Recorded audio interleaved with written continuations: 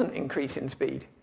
So essentially, from a business perspective, all of that investment in a single place isn't actually doing anything to speed the path from concept to customer, as Jess Humble calls it.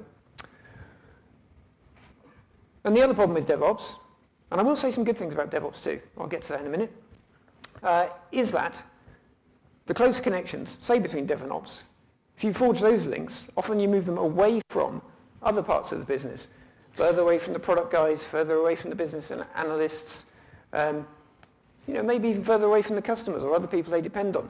So we need to take some care in trying to improve this one area that we don't undermine the whole system. So what we need to do is understand what's enough or what's ready. If you have a look at this guy, compare me and him. I don't need to look like that, right? The heaviest thing I'll lift in a day is probably a cup of coffee. If I want to work out, I'll get Jez Humble's continuous delivery book, pick it up, job done. That's enough for me. It's all about what is enough. We don't want to overdevelop our capabilities. We also don't want to underdevelop. But the general point is, invest your time judiciously.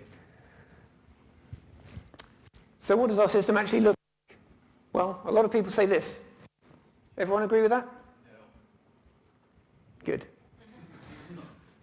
Our system is more than that. And this is actually a different definition of clams to the one we saw earlier. But I think it's trying to say the same thing. And really, you're all familiar with this concept. I'm not going to run through it. But it's just here to remind us that our systems aren't quite like manufacturing systems. We have to worry about culture. We have to worry about learning. There's a whole lot more than the technical outputs. Although, of course, they're absolutely vital. And how do we do that?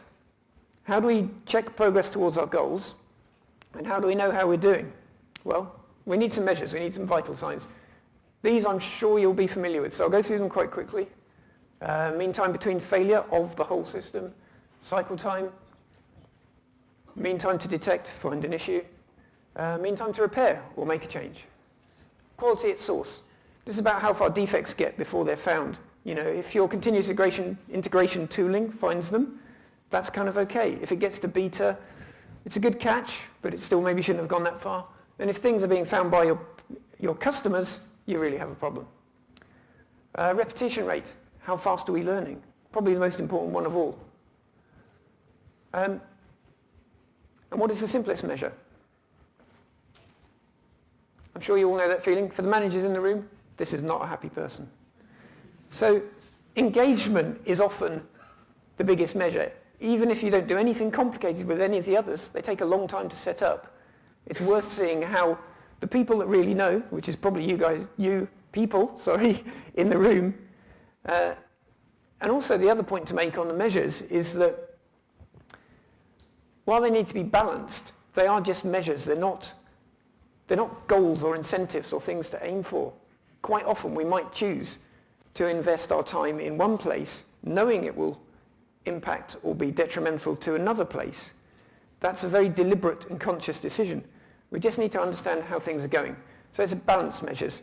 And no one will really tell you what those measures are. It's about your context and about what's going on in your place. Right. So, diagnosis dog. That's going to be the next one. Any questions so far? All right. So, who's heard things like this? Adoption of DevOps sped up new services and products to market by 20%. Companies are able to respond in the marketplace faster.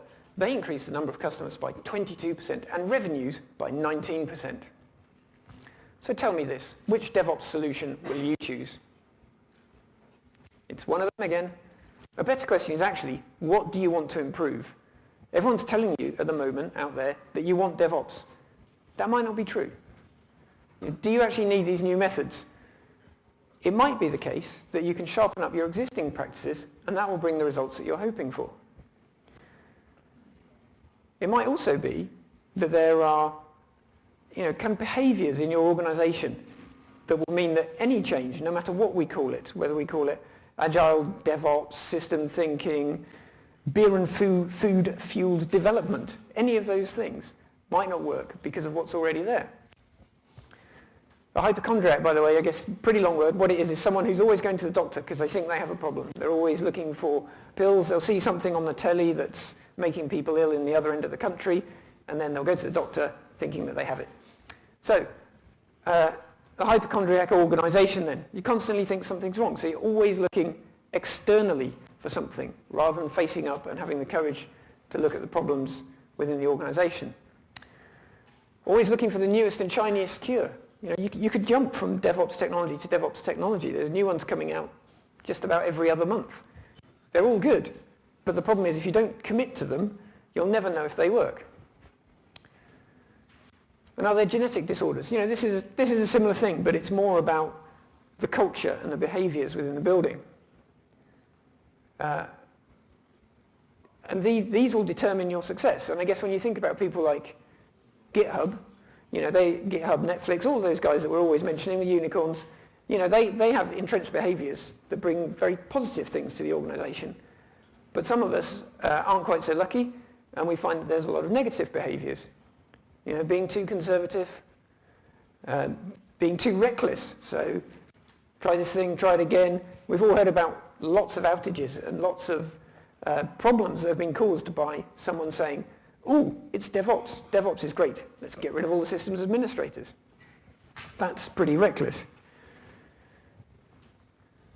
Lacking investment and commitment.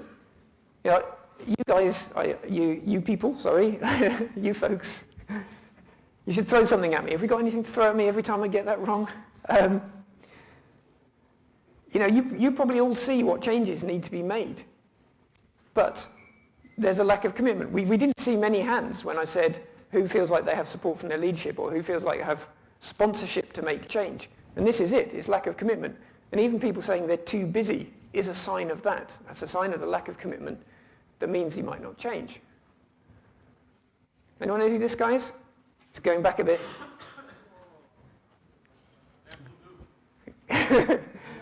Yeah, it's from the Temple of Doom, that's right. It's Mola Ram. So the doctors are out there. This guy is trying to sell you a DevOps solution. I can almost guarantee it even now. But it's also quite hard to diagnose yourself and to find out what things might help you and help your organization. You could have multiple conditions in your organization. It's a medical term called comorbidity, where there's two different problems and they manifest themselves either as many symptoms or a single symptom.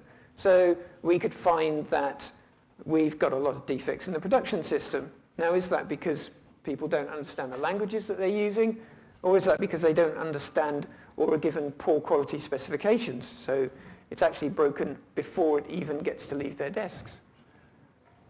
Is there cognitive dissonance? You know, this is where we have these arguments with ourselves about ideas and maybe don't get behind them as much. You know, think about the scenario where I like DevOps. DevOps means I'm going to have to go on call. I don't want to go on call. So that creates dissonance because there's an idea I really like, but it means something I don't like. And it's an important thing to be aware of, and it's a thing that affects our ability to self-diagnose and understand problems. And it often leads to denial. Or maybe people don't even start thinking about whether they can change and whether it's worth changing because of that overconfident, we're fine, we'll keep going, we'll keep going.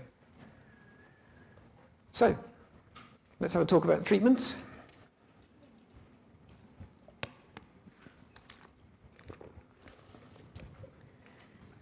Sorry about my voice. I don't normally sound this manly. I think it's too much time on the plane. First treatment, definitely this one. You all know what this stands for. Oh, look, it's gone again. Reading, training, feedback, mentoring. What did you think? But this is really important, right? This is the most important thing. And the great thing is it's a thing that can happen without any of that elusive sponsorship and without any of that support. And it's great that you're all here because I assume that's what you want to do. And the brilliant thing is that it makes you more able to ask for help. It makes you more able to get support because you'll be better placed to ask for the things that you need and also spot people who are trying to sell you things that you don't. You know, I think the mentoring one is a brilliant one, and we often hear a lot about that in the DevOpsDays talks about buddying up with people, just working with them, understand their challenges, understand what they need to learn, trade some things. And it really works and it spreads quickly. Reading, we talked a lot about books. Books can be used in a viral way, unlike things like Kindles. You don't pass your Kindle around the office. You can't kind of leave it subtly on your manager's desk in the hope that he'll read it. But physical books do get moved around. And a great way to get people to look at physical books is, there's little luminous page marker things that stick out. So obviously everyone loves to see what someone else is thinking. So just put those in a book, leave it lying around, and see if people pick it up. Complete the course. So I often hear this said about agile adoptions and Scrum. People will say, Scrum just didn't work for us. And I'll talk to them, well, what did you do? Did you do stand-ups? Yeah, they were okay, It's nice to start the day with an hour of chatting with my friends. Or they'll say, did you do retrospectives? And they'll say, well, we did one, but it was a bit boring, so we don't do them again. And this is insane, because they're writing off a whole methodology without having tried it or given it a fair chance. Of course, it will be difficult to start with. Anyone who skis or snowboards or rides a bicycle knows that you get it wrong the first time, and then you slowly start to master it. And that's what completing the course is. It means do enough of a thing to decide if it's going to work for you. Do enough of the thing so that you feel like you can change it and learn from it. Don't get addicted. This is almost the opposite.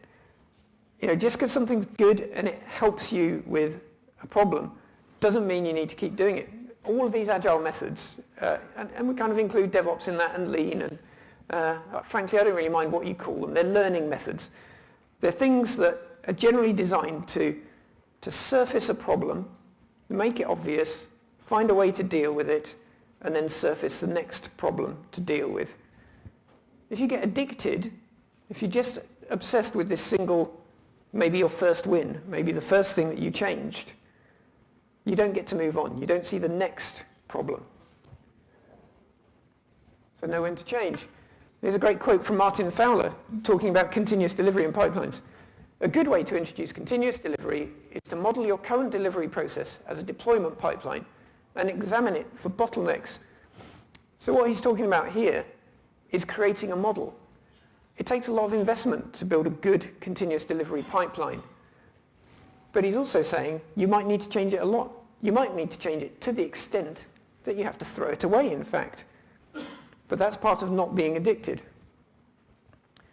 Who's in a DevOps team? Slow to raise your hands, that's interesting. Well, you might also be in one of these.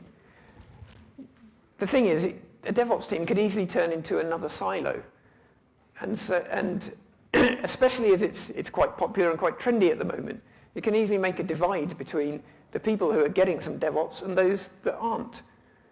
And thus the new silo arises, and thus we have a new problem, and we have a new conference next year, which is about getting rid of DevOps. Conversely, the kind of DevOps team that literally is a time bomb, it's a timed activity that says, we are going to fix this problem, we are going to do something about that, and then we'll disband, or we are a DevOps team that will be rotated through so that everyone gets to have a go, everyone gets to share knowledge. That seems positively healthy. Then the last point is about overdose. Matt was on earlier, and he touched on this subject, which I thought was really good. He talked about almost introducing a Git feature week by week. And I hope you'll go back from this conference and from other places, from doing your reading and all of this, feeling really enthusiastic about the things that you can do towards DevOps. But your colleagues might not feel like that. They really might not be welcoming the change. They might not have had 2 days of great knowledge, great conversation, good coffee. They might be resistant to the change, and you're almost forcing an overdose on them. And if they overdose, they're not going to accept your change. So there's something there about pace and being aware of how quickly people are prepared to change. All right, not long to go now. Hang in there, everyone. So, reflecting on this, reflecting on the kind of things I've said, DevOps just isn't a wonder cure. Sorry, everyone, it's not. And even when we feel like we've done DevOps, we're going to move on to the next thing. You know, it might be the flow of ideas, but it won't solve all our problems. You know, you can lose your time, which is valuable for your careers, the business in terms of productivity, cash and motivation if you make poor choices, particularly, I think, in this environment where everyone's trying to sell you a DevOps. And probably the business is saying, hey, get me a DevOps. How hard can it be? Diagnose carefully. You know, it's all about context. Your needs are specific to your organization and to you as well. You know, you and your careers as you march forward in your businesses. That matters too. Look out for that second opinion. And here is a good place to find a second opinion, and third, and fourth. There's lots of people around. Talk to them. You know, do the talk to a speaker challenge that was mentioned earlier. I think that's a great idea. DevOps has these side effects, and we talked about that at the start, the kind of system thinking concept. And that's not just a load of management speak, a load of management hot air. You know, all of you, regardless of your role, can do something about this. You can think about this. You can go and talk to the person in another department who doesn't understand what's happening. Look after them. Measure your health. Know your vital signs, just as you would if you were training for something. Lots of these practices are transitional, and they'll help you in the short term. Just don't let them become habits or addictions. And that's it. I'm done. Thank you.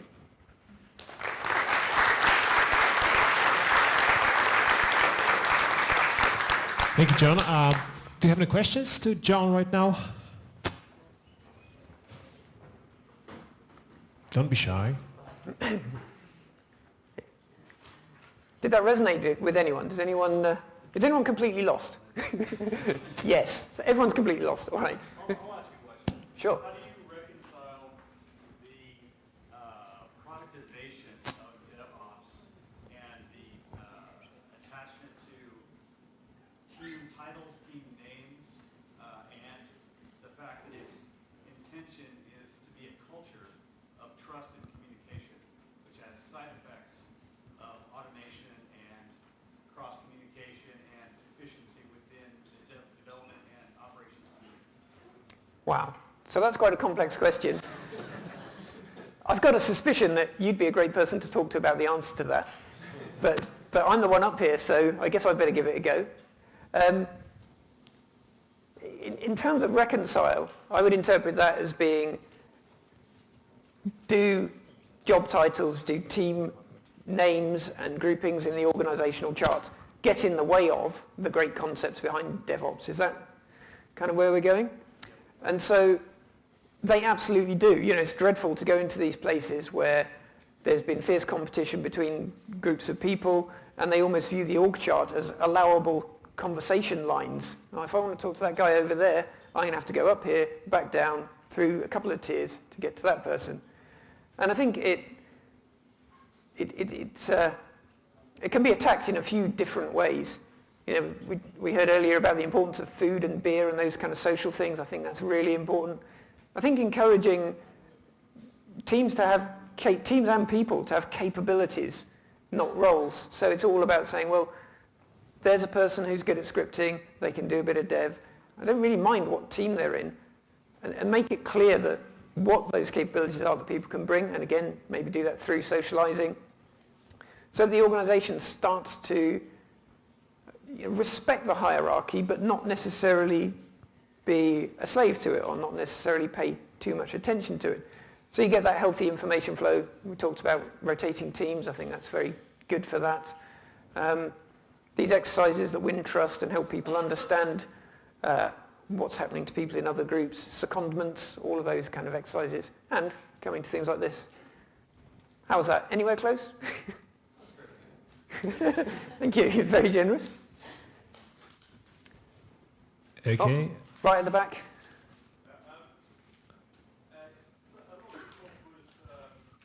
Hi. Hold on.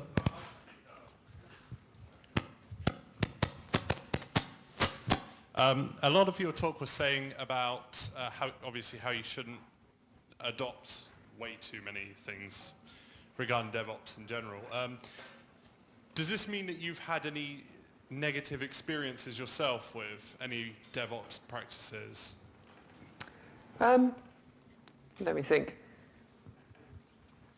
Certainly not specific vendors. I'm not going to go there, although I have been surprised by some of the claims that I've heard. Some of the principles I've been a bit surprised by. I spent 5 years working for Mix Radio, and we improved our continuous delivery capability quite phenomenally, actually. And something that we heard a lot as a piece of advice there was to automate absolutely everything. Really tool up and use technology to solve problems. And something we saw time and time again was this choice between buying some expensive piece of tooling or investing in building an expensive piece of tooling when actually we could solve it socially. We could use better collaboration, better understanding, and some really lightweight process to avoid having to build these tools. So that's probably as far as I'm going to go on that one, I think. Is that roughly answer the question? Yeah. Thank you.